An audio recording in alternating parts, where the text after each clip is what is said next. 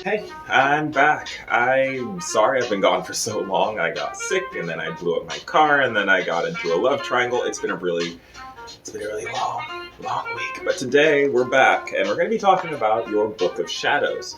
Perhaps one of the most important things in a witch's arsenal. Now, what is your Book of Shadows?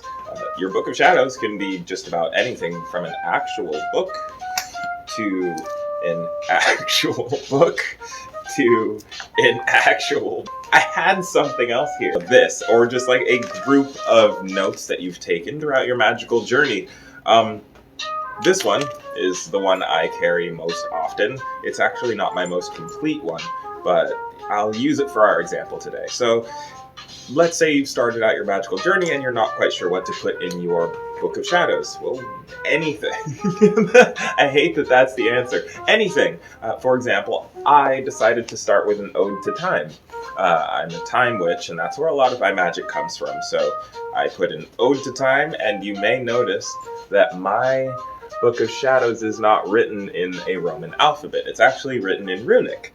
I just thought that it was better to write it in runic because the rune alphabet has so much more nuance, in my own personal opinion. So naturally, the next thing I decided to put in my Book of Shadows was what each rune meant and a little bit about all of the runes. Turns out that ended up teaching me that there's a lot of magic in just the runes themselves, and that led me to creating rune spells. Right? So it all just kind of goes one thing to the next thing into the next thing. Your Book of Shadows kind of writes itself. Anything you come across in your magical journey that you feel is important to you, something you want to keep and remember, or just you want to make a key on how you've come to learn your magic, that's all your Book of Shadows really needs to be. Again, here's some zodiac notes that I took, including the cusp zodiacs. Did you know that there's actually like different zodiological names for if you're born on like in between specific dates? It's so cool. And then the more you learn, it just kind of snowballs. It snowballs ultimately.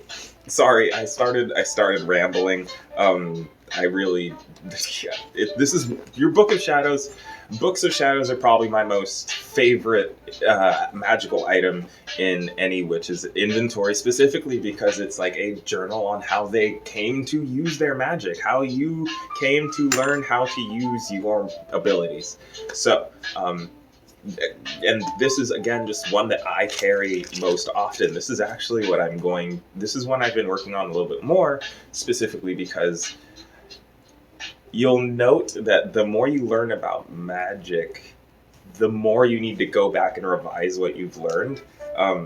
So this is like a more complete version of my Book of Shadows, you know? This one has pages that can just freely come out and go in if I need to edit or re-edit, whereas this one's a little more permanent, and this one is just like frivolous note-taking. Something pops into my head, goes in here. I hope that kind of helps you get started on your Book of Shadows, for those of you who were not getting started because you weren't sure what to put in it.